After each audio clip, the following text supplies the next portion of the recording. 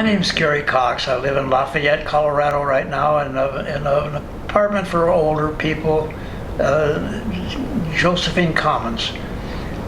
And we were talking about my life and how it's been a little different than most people live. But I love canoes, and I have forever. In fact, the first canoe I ever saw, I built myself. I got a book on how to build canoes and just got a kit and made one.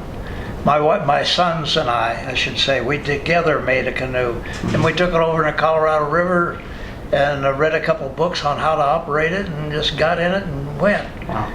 And fortunately survived that. You should not do that, because these rivers they don't care. It's up to you whether you kill yourself in them or not. You have to use your own mind about it. They don't tell you, don't get in me, I'm dangerous. If you get in it and you don't know what you're doing, you're not going to live long, because they can be very dangerous. You should take it seriously. Sometimes I didn't. But I was fortunate enough to run into other people who love canoes also. And we started running the whitewater. We loved the whitewater at that time, a little younger.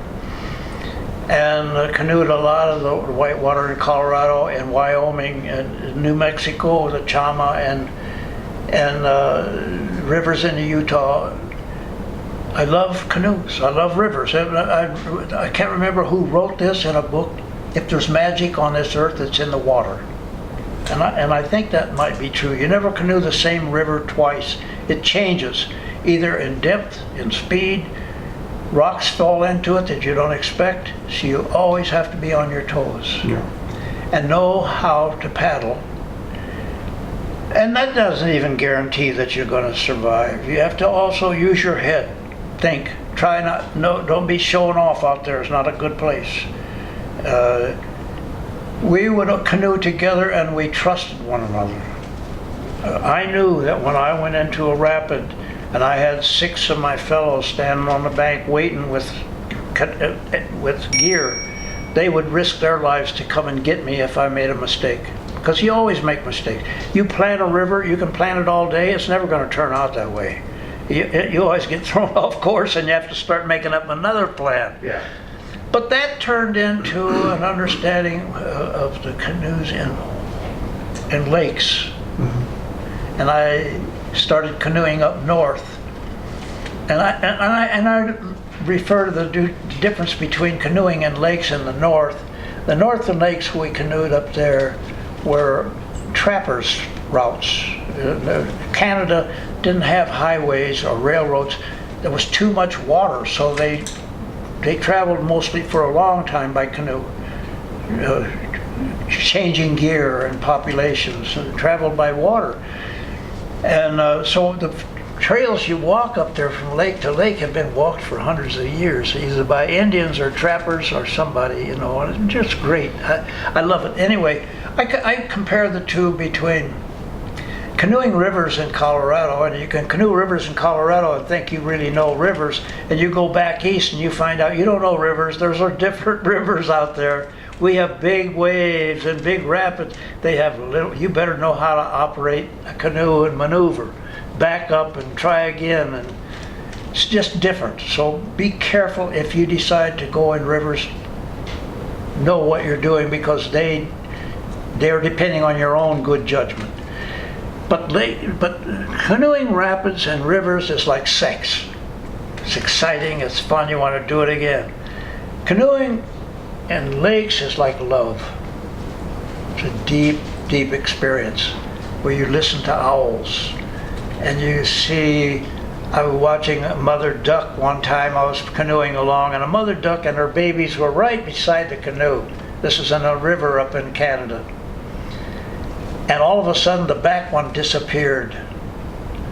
Big old northern pike swallowed it. Came up, the last little duck, and the mother duck ran back as fast as she could, and she was too late. Wow. That's the north.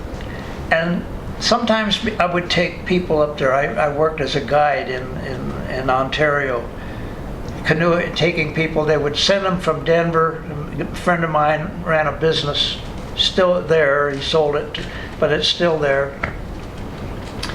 and I stayed up in Ontario and took people out for 7 days, 10 days, doing whatever they wanted. You want to go for a long ways, you want to see a lot of lakes, you want to stay and fish, you want to just go out and swim. What kind of trip do you want? And one time I had 3 businessmen and a lady, and I assumed it was someone's wife. No, it was a hooker.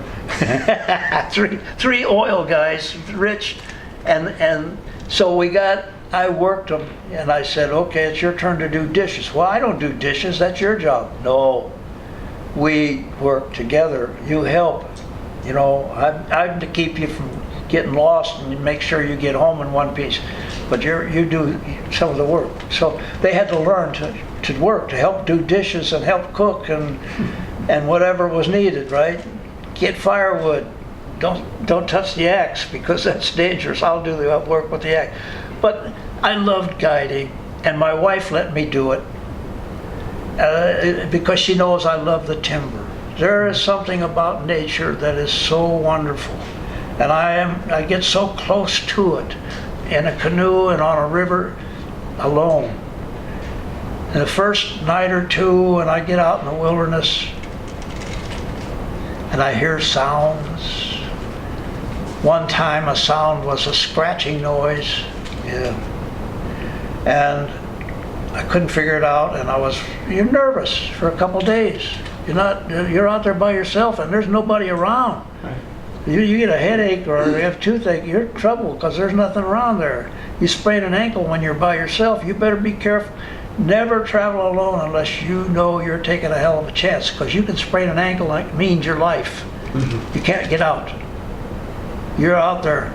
So you be very extra careful when you're by yourself. You shouldn't do it, and I wouldn't say go by yourself, except it's the most spiritual thing you'll ever do. I mean, I'd hear this scratching noise, and I went, what in the world is that? It's on my tent. And I saw the shadow. Some say that animals don't play. Some animals play. And I think it depends on the size of their brain, I don't know. But I watched this little mouse go up the side of my tent as far as he could go until it got too steep, and then he'd slide down. And then he'd crawl back up. I could see him in the moonlight, his shadow. Crawl back up, and so I just went back to sleep. You begin to calm down, and by the second or third day alone in the woods, because I would pick some little river that no one traveled, too much work, too many bushes, and I would go alone, and so I'd never meet people. I picked them because of that. Between trips, if I had several days between trips. Mm-hmm. So, and it was so much fun because otters would swim down the river and see me. But they're not used to seeing people. They'd come back up the river and look again, and look again. And so once, this is God's truth, I was paddling in huge waves, big wind, like the wind came up here, just now. Yeah. And the waves came up and got really big, and you have to hit them at a certain angle, a 45 kind of degree angle, and roll with the wave. And I got to an island, and I thought, whoa, thank you. Thank you, God. And I swam over to the lee side of it where the wind wasn't blowing. And I just laid there on my back and rested because I was wore out. I was on another trip by myself. And I watched these 4 little squirrels playing. They were young, you could tell, by first year or whatever. Run up a tree, chasing each other all. And at first they were very leery of me. But after about a half hour, and I was just sitting there, I like to lay on the ground and watch the clouds and the trees up above. And they just dance up there. And I watch the clouds go over, and I like to do that. And I was laying there not paying any attention to the squirrels there for a while. And they came down one tree evidently because they all 4 hit me right in the cheek. Boom, boom, boom, boom, and ran over to the next tree. They got so used to me laying there, it was like a log. But it's the most, I love Mother Earth. Yeah. I love every animal that's put here is put here for a reason. I don't even step on a spider anymore. And I grew up hunting for we needed food. I understand the difference between need and ego. We needed food in the winter. My dad worked as a truck driver hauling heavy equipment to build highways. And they didn't used to build highways in the winter. So we ate a lot of game and fish, and then we had a huge garden. So, I would kill without thinking even. I never felt anything to shoot a rabbit or a squirrel and take it home and was proud like Daniel Boone. I never found out till I was older my mother hated squirrels, and I would feel so good when I brought one home. Like, hey Mom, look at this.